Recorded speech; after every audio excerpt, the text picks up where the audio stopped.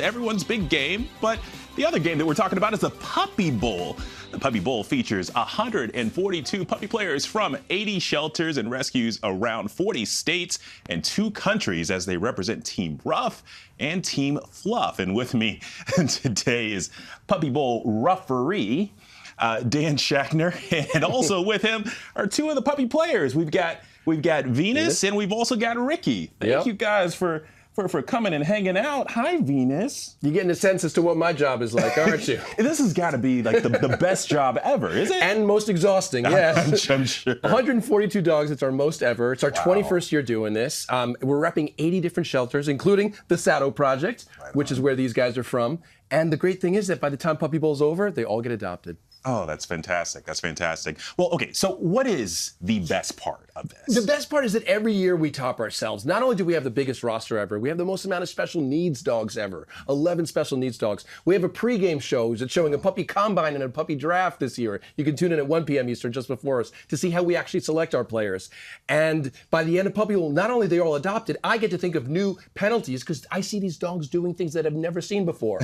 Look out for this year: excessive drool, illegal use of the puppy eyes, and illegal odor downfield. Well, I mean, I flag on the play. Absolutely. Puppy eyes here. I mean, I'm seeing them You left see and it, right right? here. It's Yeah. happening. All right, so tell me a little bit about Venus and Ricky.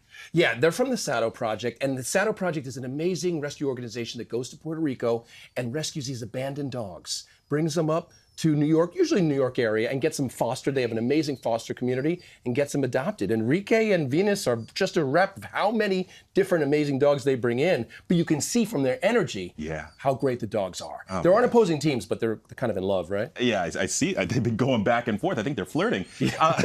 Well, and tell me a little bit about the history of the Puppy Bowl. Yeah, we started 20 years ago as just a way to be like, look, we can't compete with a human big game going on that day, so let's just put a camera on a bunch of dogs and a little playpen and see what happens. It became a surprise hit. Some might say the original form of counter-programming, and here we are 21 years later, millions of viewers every year, advertisers, and we continue to grow every year. Oh my gosh, they're just so precious, Venus. Oh my gosh. Well, Enrique here is, I think he wants to roam a little bit. He's got the game face, doesn't he? They're so well prepared. Okay, so what makes a successful team? Yeah, so to be on Puppy Bowl, you got to be a puppy, of course, be up for adoption, and be adorable. You'll also see the puppy skills test. They got to be good at ball handling, at tackling, at, even taking breaks when necessary, because we're trying to rotate as many. We got a deep bench, let's put it like that. So we're trying to rotate it. That's right, as many different players as possible. Awesome. So sometimes I got to step out of the spotlight as well as get into the spotlight. I got you. Dan, thank you so much. Thank you for bringing puppies by the studio. We try. Well, Dan Schachner, Ricky, Venus,